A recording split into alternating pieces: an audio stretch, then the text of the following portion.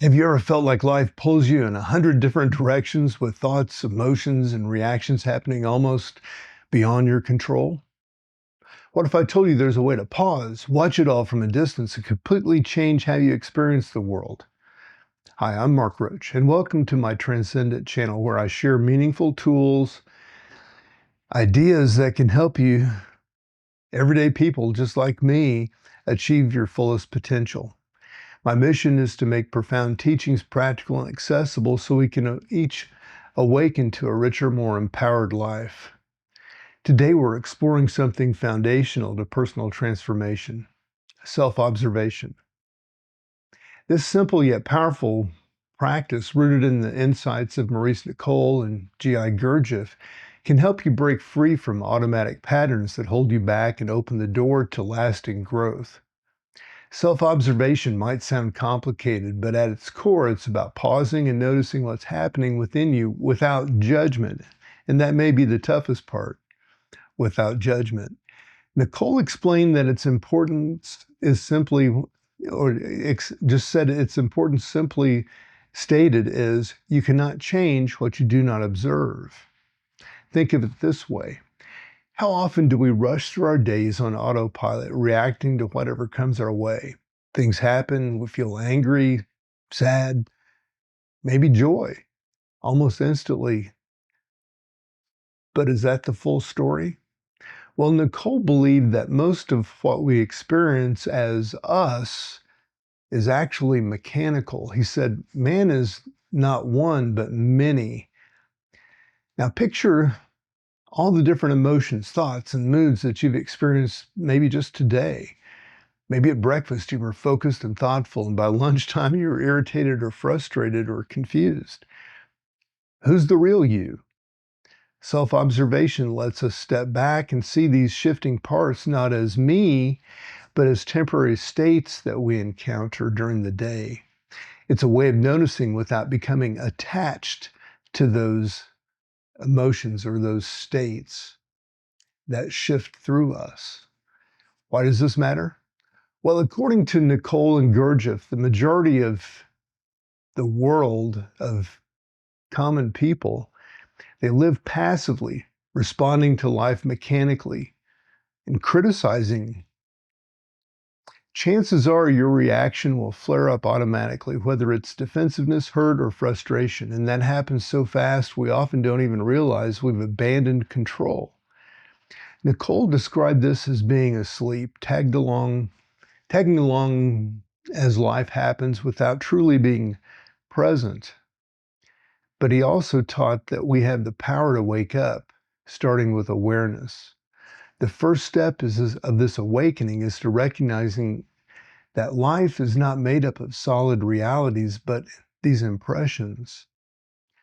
Nicole beautifully explained, quote, life is impressions. You cannot change life, but you can change the way impressions fall on you, end quote. Every external event, whether it's a kind word or a difficult encounter, becomes meaningful only through how we process it. Most of us process these impressions mechanically without choice. But by observing the impression and the reaction it triggers, you can begin reshaping how life affects you. The practice of pausing is what Nicole called the first conscious shock. It's a deliberate effort to stop and look at what's happening within you the moment life touches you. For example, if someone cuts you off in traffic, the automatic response might be irritation or road rage. But with self-observation, you can create a space between you and the event and your reaction. You might think, I notice this frustration rising up, but it doesn't have to define me right now. This conscious moment softens the impact of the impression, gives you the freedom to choose a different response. But this work isn't easy. Nicole stressed that awakening takes some time. Patterns and habits don't just disappear overnight. Our responses often feel deeply personal, as though they're who we are. I am impatient, or I am too emotional, or, some of us might say to ourselves, but are we really? Nicole taught that these are simply parts of personality, layers that we packed in over time, but they're not always our true essence. The process of self-observation helps us reconnect with the deepest and most genuine parts of ourselves. When we actively observe, two things begin to happen. First, we start to separate from the automatic small I's that rise up and fall within us. These small I's may be frustrated in one moment, joyful in the next, and insecure in that moment after. And secondly, we begin to disrupt the energy that feeds these automatic reactions. Nicoll explained if the energy which was about to go into a negative emotion is prevented from doing so, it may pass on and create a moment of self-remembering. Self-remembering is the gift of stepping back and seeing life in a fuller clarity, a state where we deeply present both to ourselves and the world around us. Self-observation is not about judgment or punishment. It's about thinking, I shouldn't feel this way. It's not about thinking like that. Instead, it's about curiosity. It's about instead fighting your reactions. You become more like a scientist, watching them unfold and learning from your reactions. Nicoll emphasized the gentleness of this approach because real change happens incrementally and understanding and patience are required. The ultimate goal of self-observation is freedom. Freedom from being controlled by every passing thought, robotically or mechanically, every fleeting mood or external event. Now, manifesting this freedom begins with the small act of noticing and grows into something deeper, something that transforms the very way that you experience life.